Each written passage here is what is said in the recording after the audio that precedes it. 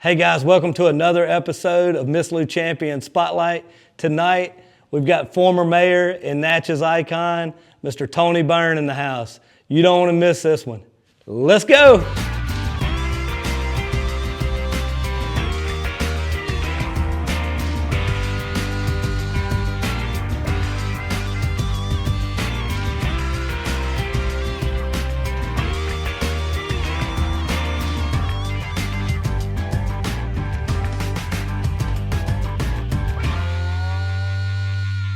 Hey guys, welcome to another episode of Miss Lou Champion Spotlight.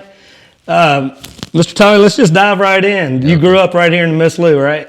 I grew up on 610 North Pearl Street, right down the street Right down the street, okay. So, and grew up there, and actually was born in what people call the Natchez General Hospital, but back then, when I was born, it was called Chamberlain and Rice, named after two doctors. So I grew up on Pearl Street with a whole bunch of people to play ball with. A lot of Catholics in that area, so a lot of kids, of course, obviously. But anyhow, I grew up there and learned to swim at the old Elk swimming pool, which was now the guest house down the street, and went to Carpenter number 1 and then to the Institute, which is where now the Historic Foundation is, and then went to Natchez High, because back then the junior high was in there, so I started there in the 7th grade and graduated from Natchez High in 1954. And so, yeah, I'm very much of a Natchezian, and, you know, when we tell guests that come into town that you're Natchezian, you usually have to say Gazoon Height or God bless you after that, because I think you should sneeze. Where was this hospital at that you... It's right, the one they just sold at the Natchez General Hospital. Okay, right at the one end over by the mounds. Well, by the towers. Okay. Right at the end of Pearl Street. Oh, okay. And Oak Street. And Pearl Street, kind of an interesting story. I grew up at 610, and across the street from me was where Mayor Benbrook lived. And Mayor Benbrook was the longest serving mayor we've had. I served 20 years, and everybody thinks that I was, but I'm not. Mr. Benbrook was back in the 1880s, 90s, and 1900s. I don't remember how many years he served, but more than 20 for sure. But anyhow, that was called the Avenue to the Cemetery, and the Board of Aldermen and the mayor were going to pave the sidewalks for people to be able to get to the cemetery. And I understand they said Mr. Benbrook was so honest that he told the city, don't pave my sidewalk, until everybody else has theirs paved. Well, Mr. Benbrook died while that was going on.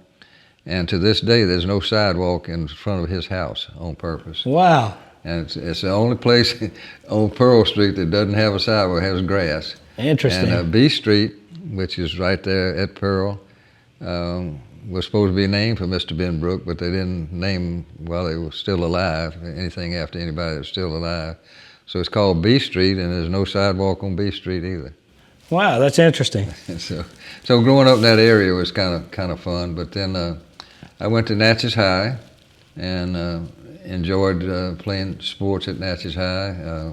What sports did you play?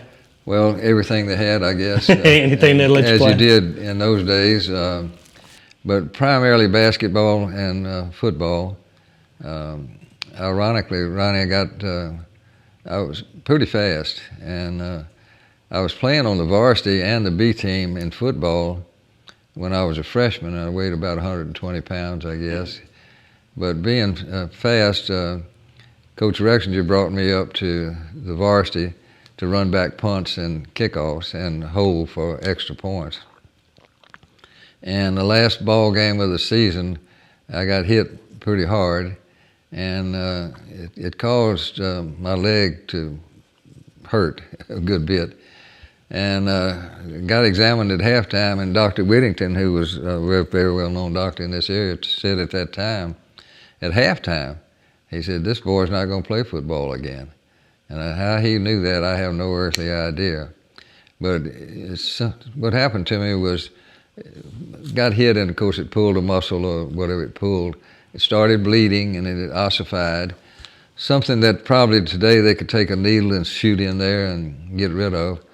But anyhow, he was pretty close to right. I kept trying to run on it and couldn't run on it. And finally I went to an orthopedic in Jackson because we didn't have one here in Natchez, and he got me to sit on a pillow for 2 years. So in high school... 2 years. In high school, I went around with a pillow, well, kind of, actually shaped kind of like a toilet seat, and with a pillowcase on it. And of course, people made fun of me. I'm sure that went over well with the ladies. Well, I tell you what went well. They were sitting on hard seats, and I had a cushion. But anyhow, he said I could play basketball, but not football. So I went on and kept trying to go out for football, and my legs would give away. I finally got to play my senior year, and we had a very good team my senior year. And in fact, personally set a record in touchdowns. The old record was 30 touchdowns in a season, and thanks to my teammates, I scored 32 and beat a record that was held by Shorty McWilliams out of Meridian in Mississippi State. But I got to play basketball. But while I was hurt with football, they let me be the manager, one of the managers. So my job was to get the guys out on the field and then go in the gym and shoot for about 2 hours. And so I did that, and so it paid off because... You got pretty good, huh? Well, my senior year in the Big 8 finals when we beat Jackson Central, which at that time was the only white public school, high school in Jackson, we beat the devil out of them in the finals, and I scored 42 points there. So I actually ended up leading what was the Big 8 conference in scoring in football and basketball in 1 year. So wow! But I could tell my legs were not going to hold up to that beating, and so after high school, I went to Mississippi State on a basketball scholarship. And you played how many years at Mississippi State? I just played 3 years at State. I signed under a coach named Paul Gregory, who was better known as a baseball man. He had been in the big leagues. And then Babe McCarthy came in my sophomore year. And I could tell right away we weren't going to get along, and I'm sure it was all his fault. But he ran a four-corner offense where you just passed the ball around until you could finally get a decent shot. Slow-down type ball, and that wasn't my style at all. So I was actually going to transfer schools and go to Delta State, where a lot of my friends, Bob Deering, Senator Deering being one of them. But my daddy died the first ball game of my sophomore year. And, you know, it took a while to get the estate settled, so I couldn't just quit playing basketball and go somewhere else. So I went to Coach Darrell Royal, who was coaching at Mississippi State at that time, and later he's in the Football Hall of Fame. He went to Texas and was quite successful. And Coach Royal told me, he said, "You've been out of," I told him I might want to start playing football again. He said, "Well, you've been out about 2 years." He said, "You'd have to drop your scholarship and walk on." I said, "I'm not that stupid." So I played 3 years and didn't play my senior year. Okay. Which actually helped me politically and business-wise by broadening my experience at Mississippi State to other people. I was a Sigma Chi. I am a Sigma Chi. And I saw Curtis Maroney had been on here earlier, so he and his dad both were Sigma Chi's. And enjoyed it, then came back to Natchez when I graduated. You went on to a tournament whenever you were in Mississippi State to Indiana? Well, actually, the year before we went to the carousel tournament in the Carolinas. Mr. Belk actually put it on, Belk's department store. And we played against some black ball players, and of course there was complete segregation in Mississippi in those days. But we didn't think anything about it. You know, they were just ball players, so we played against them. And then the next year at Christmas time, we went to Evansville, Indiana, and played in another tournament against some more black ball players. And we were in the finals, against Evansville University. And they only had one black ball player. He was about 6'10", and we all ate our pre-meal together. And then Coach McCarthy said, "Boys, when you get through, come to my room. Don't go walking like you usually do." And we got there, and he said, "Boys, we're pulling out of the tournament." And of course, we all rebelled and said, "No, we worked hard to get here to the finals. You know, we want to play." He said, "Well, the legislature found out that you're playing against some black ball players, so you're going to have to pull out and go home." And of course, we argued, but didn't do any good. And he said, "When you get through, go down and get on the bus, 2 at a time. Don't say a word to anybody. The people here have found out you're pulling out of the tournament, so it's probably going to be a crowd down there, hollering at you." So my roommate and I, who was Mike McRaney, who later stayed in the service and became a general, and Mike and I got on the bus, and the guy got behind us, a reporter, and said, "You know, what they're saying about you boys," he said, "I'm from the South and understand it." And he said, "What they're saying about you boys is you're afraid to play against this black ball player." Well, that was ridiculous because we'd already played against about 2 teams that had black ball players on it. So we didn't say a word, but he did something to one of the assistant coaches, and he took a swing at him. The assistant coach took a swing? At the reporter. Yeah. And after that happened, the police came in and took the driver's license and the keys away from the bus driver and just let us sit there. Oh, my and goodness. By that time, the crowd was gathering and rocking the bus and throwing rocks at us. And, you know, we 18, 19, 20-year-old kids not knowing what the heck was going on or what. And you didn't even choose not to play? No. You wanted to play. Yeah. We all wanted to play. So anyhow, you know, that kind of changed my thinking, having grown up in the segregated South. Later on, you know, why couldn't we play against this guy just because he had black skin?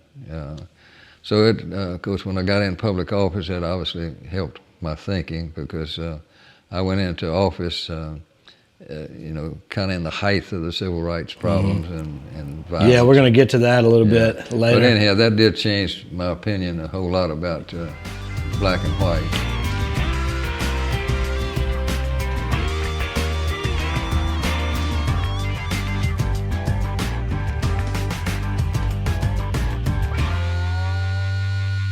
From regular family checkups to sedation dentistry, orthodontics and cosmetic dentistry, experience dental care the way it was meant to be, right around the corner from a name you can trust, Miss Lou Family Dentistry.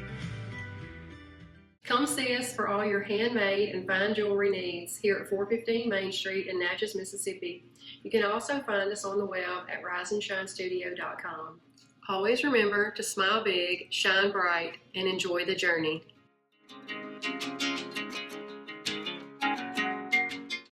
Hey guys, we just wanted to take a minute to recognize our awesome partners who help make this show possible. Trinity Medical Center, Miss Lou Family Dentistry, Sabrina Dore Agency, Hampton Inn and Suites Natchez, Hicks Chicks, Go-Mart and On The Go Deli, Rise and Shine Studio, Concordia Bank and Trust, member FDIC, Ellard Physical Therapy, and the Brandon Iron Steakhouse.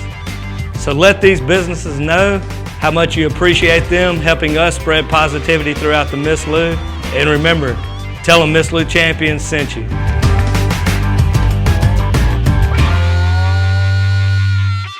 Because I grew up with black kids, and you know, we spent the night together in each other's houses and didn't pay any attention to any of that kind of stuff. But at a certain age, like 12, our parents and their parents made us separate, and you know, then all of a sudden they had to start calling me Mister, which kind of confused you. And in fact, years later, when in office and we went after the movie industry pretty good, I met Alex Haley, who became a good friend of mine. He wrote Roots, as you probably remember. Yep. And Alex, with Norman Lear, who did All in the Family, wanted to do a series in Natchez about white black kids growing up together and having to separate at that time. But before Alex could do that movie, he came here 4 or 5 times. He died with a heart attack. But again, going back, you think that would have happened? You think that would have? Yeah, Alex wanted to because his dad had taught at Alcorn, and so he was very familiar with this area. Yeah. And he definitely liked Natchez, and he definitely wanted to do that movie. And he had a guy named Stan Margulies who had produced Roots, came down here with him to get everything kind of lined up. But that's interesting. well, Alex was an interesting person because he was in the Coast Guard, and he could do his writing primarily on ships because he could concentrate. But he also did, he did the biography on Malcolm X, and he actually wrote for Playboy magazine. So he had quite a varied wide range. Yeah, and a great guy. And when he came, I had a antebellum home at that time called the Byrne, B-U-R-N. Mine is B-Y-R-N-E, and the Byrne means the brook in Scottish, so it's kind of a play on names. But every time Alex came, he stayed with us at the Byrne. And actually, my next door neighbor was Alice Walworth of Graham, and the Walworths had built the Byrne. And Ms. Walworth Graham, actually, was a writer also, and they both had been represented by the same publishing company. And Ms. Walworth was required reading when Ms. Graham, I keep saying Walworth, but Ms. Graham was the required reading when I was in high school. So they had a pretty good meeting together. So let's talk a little bit about when you left Mississippi State. You mentioned earlier, so you came straight back to the Miss Lou? I came back. My family had H.F. Byrne department store on Franklin, H.F. Byrne Company department store on Franklin Street. My daddy had died by that time. My 2 uncles were still living, and but my daddy had always told me, he said, "Don't go into retail unless you have to. The store will be here when you get a chance," which of course eventually turned out not to be true.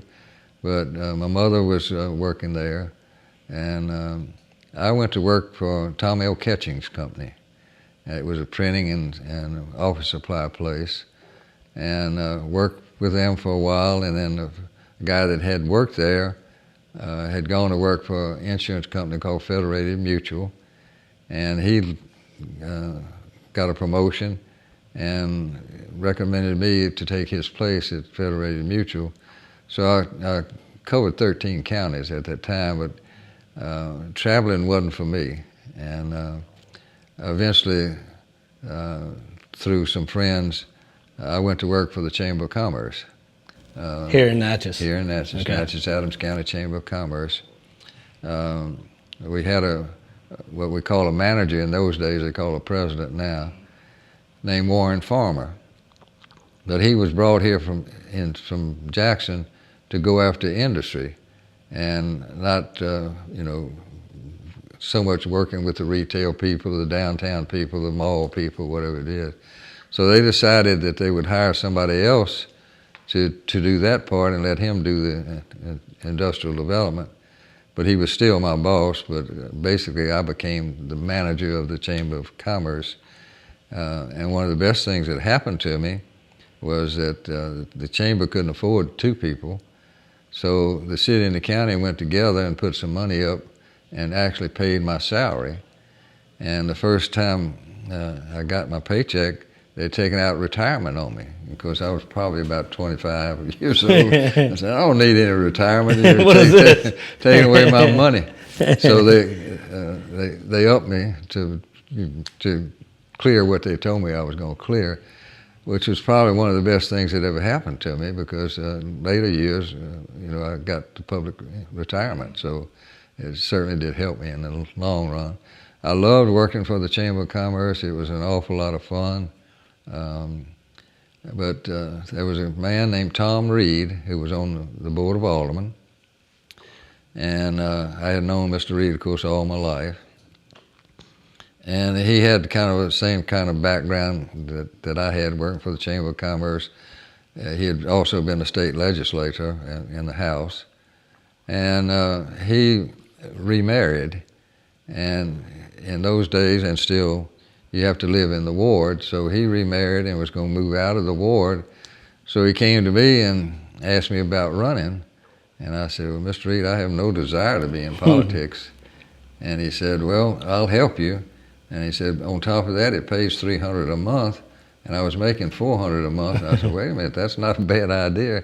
Not realizing at the time that civil rights had just gotten started, because this was 1966. And as we got into it, Mr. Reed was going to help me. And then his son's best friend and a friend of mine named Bernard Wood was chairman of the Adams County Republican Party. And he decided to run too, and this is Ward 4. And his dad had been alderman in Ward 4. So anyhow, as we got into it, then Mr. Reed said, I've got to back out. He said, I can't go against my son's best friend. So I was just kind of hanging there. And some of the old-time politicians, remarkably, said, people don't realize it, but the black vote is just coming into being, and it's going to be quite a power. And they said, do you have any objection to speaking to the black churches? So that goes back to Mississippi State and playing against black ball players. And white politicians did not go to black churches in those days. So I said, no, I don't have any objections whatsoever. So I did go to the black churches and started speaking. And of course, the Klan threw out papers on me that I was going to the black churches. And but at that time, the form of government that we had, prior to that, when I was with the Chamber of Commerce, we had 12 aldermen, 2 from each ward. Wow. 12 aldermen and the mayor, and they alternated, but they ran every 2 years. So we changed the form of government, and Mr. John Nasser was mayor actually for 6 years when we changed the situation. But at that time, you lived in the ward, but you ran citywide, which is probably still a good idea, but anyhow, it got changed later. So when I was running, the first ward that came in was my home ward, but it was also Bernard's home ward, obviously, but his dad's home ward, and I lost it. And I'm thinking, oh hell, what have I done now? I'm going to lose my job. Everything's going to go bad for me. The next 2 that came in, we kind of split it. The 2 black wards came in, and I won by about 1,000 votes. And so that, the blacks helped elect me, there's no doubt about it. And because the whites kind of split. But and later, when I ran in '68, I ended up winning that race against Mr. Nasser. And that was for mayor? Mayor. That was. Is that when you became mayor, 1968? 1968. I served on the Board of Aldermen 2 years, unexpired term, 66 to 68. And like I said, you lived in the ward, but you ran citywide. So I did a citywide campaign. The thing about going in office on the Board of Aldermen, like I said, not realizing that that was in the height of the civil rights problems, and nobody knew what to do because there was no background on how to handle the situation. We had the boycott that Charles Evers had put on the downtown merchants, quite successful. It hurt H.F. Byrne Company, among others. But it was the most successful boycott, I think, that they've ever had in the civil rights era. What year was this? 66, all of that was going on at the time. And Mr. Nasser, whom I liked very much and had supported, poor man had grocery stores. And every time he made a decision as mayor, either the whites boycotted him, the Klan primarily, or the NAACP. So every decision the poor man made, somebody was going to boycott him. And it kind of made him ineffective, even though he tried hard. He had given lots of money in the past to black churches and was very active as a civic man, giving money all the way. And but that broke him. It actually broke Mr. Nasser. And so I ran because they couldn't hurt me because I didn't have any business. And I won that election by 252 votes. What made you want to run for mayor? I didn't. Some people that were kind of active in the area could tell that kind of needed a younger person in there that could work with the black situation and the boycotts and the changing in race relations. And they kind of talked me into it.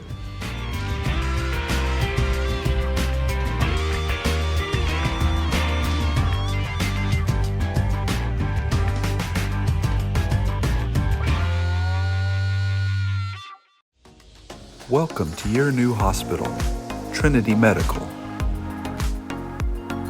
Located in Faraday, Trinity Medical is the only acute care facility in the Tri-Parish area.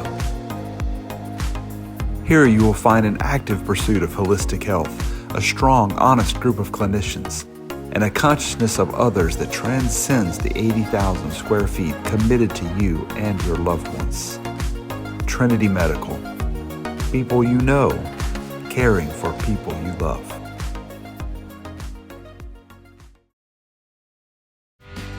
If you like what we're doing here at Miss Lou Champion Spotlight, make sure to like, follow, share on Facebook and Instagram, and visit our website, MissLouChampions.com. It costs you nothing, and it helps us to continue to shine the spotlight on awesome people right here in our community. See you guys. Growing up, my parents always encouraged me to do what's right, even if it wasn't easy. I'd always hear my mother's voice say, "Do the right thing." That stuck with me. Every day, just do the right thing. The rest takes care of itself. At Shelter Insurance, we believe in doing the right thing for our customers and our communities. For auto, home, life, or business insurance, see Shelter Agent Sabrina Doré. So if you don't mind me asking, what age were you then? I got elected when I was 31 and took office when I was 32. Wow, so you were a very young man. I had an election in May, but my birthday's in May. In fact, I got one coming up May 18th. And anyhow, I got elected and took office at 32. Man, that's a pretty young age to have all of that thrown at you, sort of, to be trying to manage all of that. Ironically, and a lot of people don't remember this at all, Ronnie, that in June of 1968, and I didn't take office until July, we had a riot in downtown Natchez, primarily on what was Pine Street, now Martin Luther King, all out St. Catherine Street. Word had gotten out in some of the black joints that what they got going on now, you know, a white cop had killed a black man. Well, none of that was true, but people drinking, and they poured out onto the streets and went down St. Catherine Street, burning and throwing rocks and shootings and everything. Nobody got killed, thank goodness. So I was actually at my house camp on Lake St. John, and had been elected mayor, but obviously had not taken office, but still on the Board of Aldermen. And they came and got me. Carl Wilson, who was on the board, came and got me because I didn't have police radio or phone up there or anything, and said, "You got to go back to Natchez because we're under martial law." We had 375 highway patrolmen come in here, so I jumped in the car with Hall, of course hadn't shaved, had on shorts. We came across the bridge, and they had machine guns on us when we came across the bridge. They being? The highway patrol. Okay. In you know, state police or whatever you want to call them. Okay. We call them highway patrol. And so they had guns on us, and Hall introduced me as the newly elected mayor of Natchez, and I think they looked at me in shorts and beard and said, "Yeah, I'm sure you are." So let's talk a little bit about your relationship as the years went along with race relations and everything over your 20-year tenure. What did you see sort of over that period? Well, obviously a rise in the black population of a middle class, because prior to that you either had wealthy blacks or extremely poor blacks, and some school teachers in between. And but by opening up the lines of communications, we were able to accomplish quite a bit as far as keeping the lid on any situations that might pop up, because you still had the Klan very active.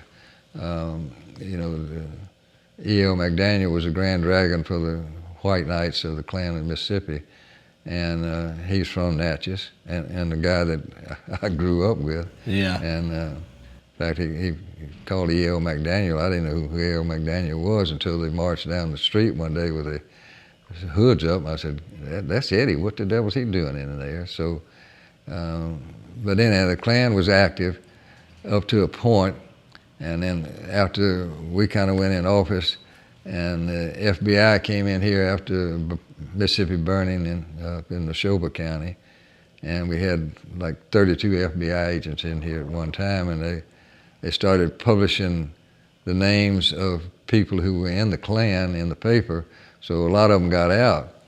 So then Eddie McDaniel started one called the Citizens for Education in Adams County. And so, it was just an offshoot from the Klan is what it was. They didn't have the silly robes on anymore. Yeah. But, the same thing. So we had trouble with that group for a while. They wanted, of course, they obviously didn't like me. First of all, because I got the black vote. Secondly, because I was Catholic. The Klan didn't like Catholics either. So yeah, two strikes against you. Huh? Yeah, at least two. At least two. Yeah.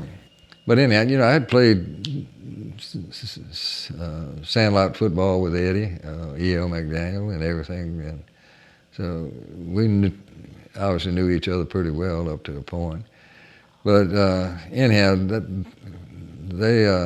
it kind of calmed down because we just didn't pay any attention to them. They were a bunch of cowards. They always had to have a group with them before they could beat up anybody or scare anybody and look silly in those uniforms, robes. Yeah. So, Klan and I didn't get along too well. Yeah. But it kind of broke them up. I'm sure there's still some hatred always, regardless of what it is. But I think by allowing us to be able to open up the lines of communications, that it certainly kept a lid on whatever else might have happened somewhere else. And you think it sounds like that you did a good job by understanding at an early age that communication was the key, and that you weren't going to go in and tell everybody this and that. And it sounds like that you had enough wisdom at that age to listen to a lot of different people. Well, I think my background with the Chamber of Commerce helped a whole lot, because we had one guy that I admired very much by the name of Grady Sargent, who was head of the Bell South Central Bell, whatever we called it in those days. And he gave me a bit of advice that stuck with me for all my life. He said, the whole problem with the world is communications. He said, if you can finally sit down and talk to somebody, you can usually work it out. And he was absolutely right. Yeah. So the problem was, prior to that, the whites and the blacks didn't want to sit down together. The blacks did, the whites didn't want to sit down with them. And when you finally get down and sit down and start talking to people, you realize that maybe your differences aren't quite as far apart as you think they are. Yeah. So I think that piece of advice helped me a whole lot. Yeah, that's great advice. I mean, I've always, I always tell people that I think that we're a lot, not just black or white, but all over the planet. Yeah. We're a lot more similar than we are different. We all want the same basic things. We want our families to be safe. We want opportunities. Yeah. We're a lot more similarities with everybody on the planet than there are differences. Right.